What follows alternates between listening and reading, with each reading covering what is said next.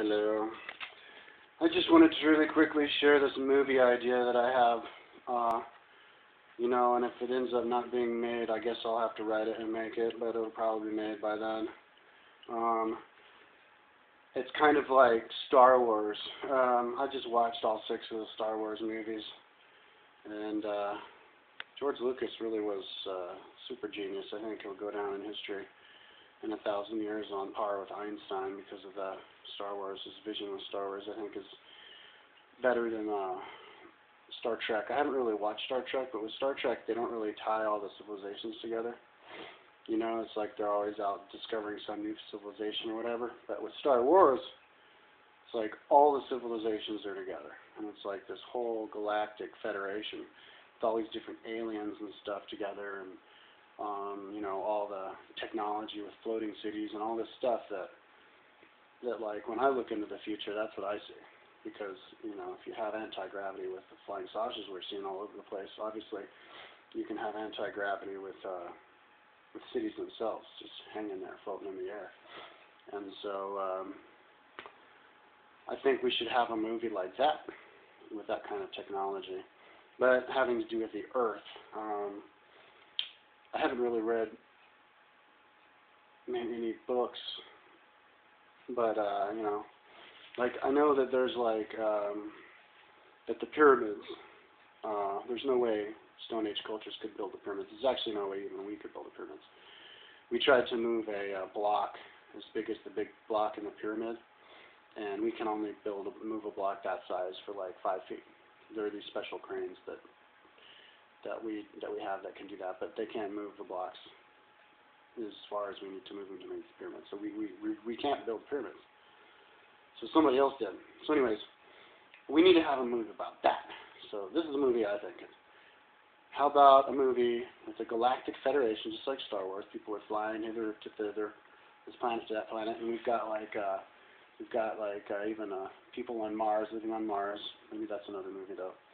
But so Atlantis, the fall of Atlantis. Like there's a big island in the Caribbean. I think in Plato, in the Timaeus or Critias, he says that Atlantis was like 250 miles by 400 miles in size, with a big inlet, and that's exactly the size of the Bahamas. It's 400 miles by 250 miles. If you were to lower the oceans by 30 feet, and then it would have that big inlet there, bordered on the right side. I think it was the Exymus, and on the left side by some other islands. But or the left side, the right side is the left side Andros. I can't remember, but anyway, so you have that as Atlantis, and then they build the pyramid, and they discover 0-point energy with the pyramid, and then they build all these other pyramids around the world, and according to the ley lines they're on. So then we have like a world culture with free energy that gets sucked right out of the air with these big pyramids that are built out of crystal. And then they get overexcited and they want to make, and then they have like a war with the Mediterranean, keeping true to Plato's story. You want to keep true a little bit to the history that we have. So then they have this war with this, really, and then. But you don't really see so much of the fighting scenes. It's not really that much of an action movie, because you only have like an hour and a half. Unless you make it a TV show. But then they have this war, and then they dial the crystal, or their major crystal, their central one, which is the Pyramid of Giza. And they get it so powerful, so they have to have extra energy to power their planes, because I guess they have planes that get their energy from the central from another antenna, which gets its energy from the central pyramid, something like that. And they dial the energy so much that it cracks. And that's what actually happened to the Great Pyramid. It cracked because they did that. And so, and then that causes some problem, or maybe they have the central pyramid on the island of Atlantis, and then it causes it to sink. And then they get attacked by the asteroid that crashed. And anyways, you have the Atlanteans. You have them as a different race, though. Have them look different than what any human now is. Make them look similar to the Indians, the ones with the big nose, because I heard the Iroquois were just into the Indians. But have them red-skinned people, because that's what Edgar Cayce said. And with like, you know, big noses, kind of like the Iroquois. And make them really tall, like 7 feet tall, and really muscular and fit. And have them dressed. You want, because they have nice bodies, you want their bodies to be showing those. So they dress in white robes, but they also dress in like really sexy, like loincloths and stuff, walking around. And Atlantis, I guess the Bahamas don't have any big island, big mountains and stuff, but let's include like one part of, like we'll have the movie shown in all parts of the world. So like we'll include like the Incans, we'll include Tiwanaku, and so then some like, you know, race in the Andes somewhere.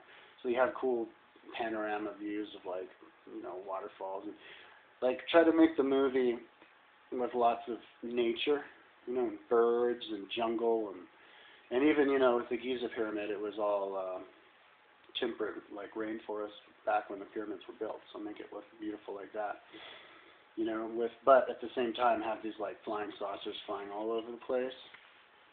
So it's like you have the best of the technology and the best of the natural world. It's kind of what I think people are envisioning, the future, like a utopian world, kind of like that. And then even other races too, but not like, I would differ from George Lucas, and I don't like these ugly aliens. People like to have these ugly aliens. I think all the aliens, let's make all the aliens pretty, you know, even if they don't look like us. But maybe we should include the reptile aliens. If they come in and they have like a differing view or something. But anyway, that's my main idea for a movie, the fall of Atlantis, the fall of the civilization that was before us, and include all of the monuments and, you know, weird places that we don't have any explanation for. Include all of them in the movie, you know. So it's kind of like an educational thing too. Like have Baalbek in Lebanon as being this like some kind of like major airport for like flying saucers and stuff. And then at the end of the movie, have them sealing up the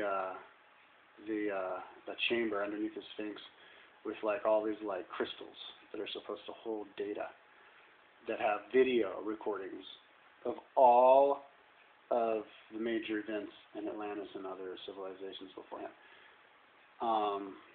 And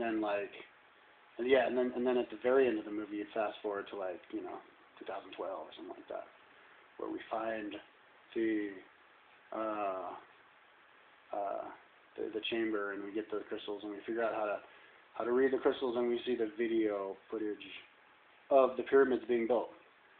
I think before I die, I'm going to see video footage of the pyramids being built. And the pyramids being built, you have like these little guns that go, and you see this like sparkling like force field around the stones as they float into place. And what else? Anyways, lots of stuff like that. Maybe it wouldn't be able to be, you couldn't pack all that into one movie. Maybe it has to be like a TV series or something. But anyways, if nobody ends up making that one, I'm sure somebody will. But if nobody does, I'll eventually be the one to do it, you know. You got to pick up slack while other people fall behind. Might be a long time, but I'm hoping by then maybe there'll be like some kind of program like Premiere, only like Super Premiere, where you can make like movies, straight up movies, with all the graphics and everything you want, and make it really easy to do, just like some normal person on a computer learning how to do it. That'd be cool. Anyway, that's the next cool movie coming up. Watch out, George Lucas.